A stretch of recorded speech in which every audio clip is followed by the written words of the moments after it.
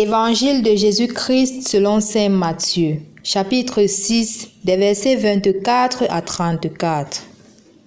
En ce temps-là, Jésus disait à ses disciples, « Nul ne peut servir deux maîtres, ou bien il haïra l'un et aimera l'autre, ou bien il s'attachera à l'un et méprisera l'autre.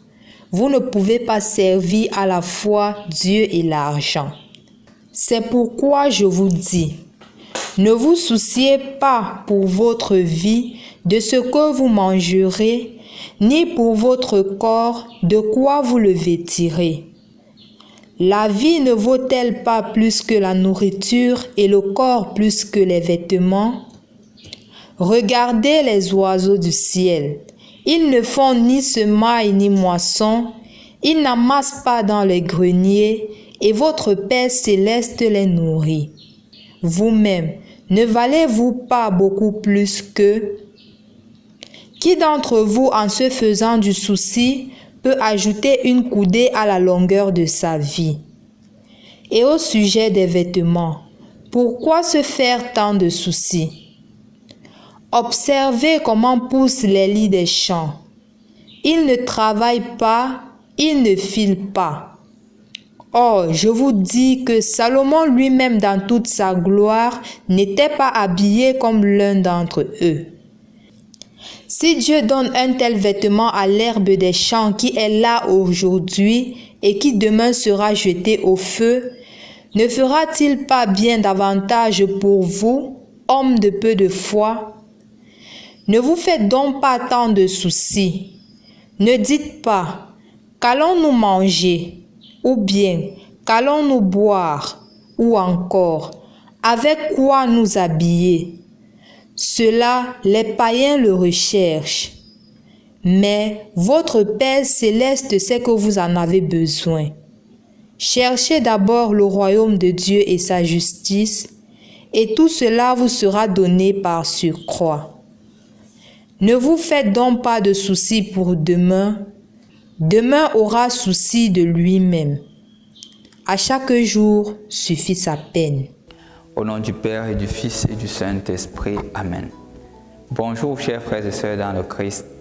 En ce 11e samedi du temps ordinaire, nous sommes appelés à méditer, à approfondir notre méditation sur les deux maîtres que chacun d'entre nous est appelé à choisir.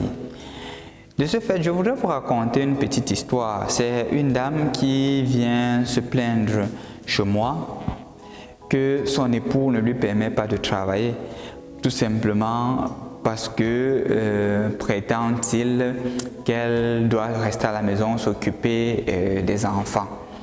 Et à moi de m'insurger disant que mais comment cela? Ce n'est pas normal, tu dois aussi travailler parce que si jamais un dégât arrive, qu'est-ce qui va se passer si monsieur est incapable de travailler?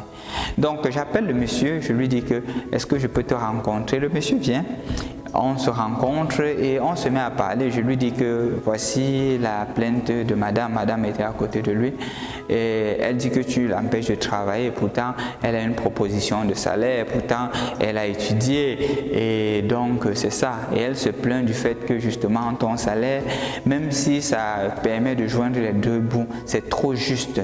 Et de ce fait, étant trop juste, si jamais un imprévu, une situation compliquée arrive, ce sera presque impossible de faire face à cette situation.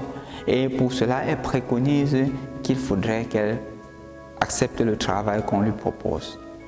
C'est au monsieur de me dire, mon père, ça c'est tout à fait vrai, ce qu'elle dit. Mais elle ne vous dit pas premièrement que c'est moi qui ai payé les études. Justement, je voulais qu'elle ait une capacité intellectuelle très forte. Je l'ai épousée jeune et j'ai sponsorisé ses études. Mais mon père, j'ai un souci. Et c'est pour cela que je lui dis, le travail, aller travailler chez quelqu'un, quitter très tôt le matin à 6 heures, rentrer le soir à 19 heures, je fais le même processus. Madame fait le même processus. Ça veut dire que les enfants resteront à qui? Nous ne sommes pas mariés pour vivre une vie comme ça. Nous sommes mariés, nous avons eu des enfants. Ayant des enfants, les enfants ont besoin d'une éducation et d'une attention. J'ai proposé à mon épouse, me disait-il, d'ouvrir une boutique. pas loin de la maison. On ouvre une grande boutique, RSTG. On est sûr que quand les enfants sont à la maison, elle est avec les enfants. On est sûr qu'elle peut être plus proche des enfants pendant que je suis dehors. Il faudrait une figure parentale. L'important n'est pas l'argent.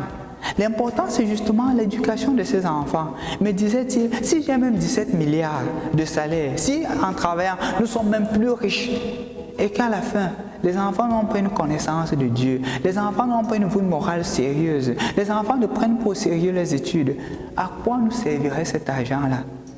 N'est-ce pas pour eux que nous travaillons, me disait-il? Pour vous dire la vérité, mon frère, ma soeur, cette parole m'a touché. C'est pour cela que je leur ai demandé l'autorisation de partager cela avec vous aujourd'hui. Et ils m'ont dit oui. Ils m'ont dit oui. Et je suis content de vous partager cela avec vous. Parce qu'il y a le choix entre deux maîtres que chacun est appelé à faire. Quel maître choisissons-nous? Est-ce qu'on choisit le maître argent au point d'oublier que c'est Dieu qui est la priorité? Et un moyen à travers lequel tu manifestes Dieu, c'est à travers l'amour que tu as pour tes enfants. Quand justement ta vie de famille est prioritaire, c'est cela. Mais quand ta vie de famille n'est pas prioritaire, c'est la recherche de l'argent, c'est le travail qui est prioritaire. Non, où est ton maître? Où est ton maître? Ton maître doit être Dieu. Et donc, je t'invite, mon frère, ma soeur, je t'invite sincèrement, je t'invite du plus profond du cœur à choisir quel maître tu sais. C'est le maître qui est Dieu. Et Dieu te demande aujourd'hui de prendre soin de ta famille. Que l'argent, quand vous travaillez, ne soit pas la priorité, mais que ce soit les enfants. On peut avoir un salaire moindre, on peut faire le choix, comme ce monsieur-là l'a fait, d'avoir un salaire moindre, mais d'assurer l'éducation des enfants. Je voudrais que tu prennes vraiment, mon frère, ma soeur, tu médites sur ce texte-ci, sur cette expérience de ce monsieur, sur ce choix qu'il a fait. Il sait que l'argent est important, mais il sait que l'argent a une finalité. C'est pour servir Dieu, l'aimer et le respecter.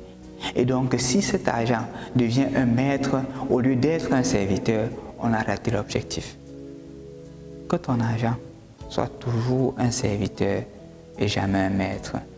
Parce que le seul maître, c'est Dieu. Et c'est lui qui te conduit vers les verts pâturages. Au nom du Père et du Fils et du Saint-Esprit. Amen.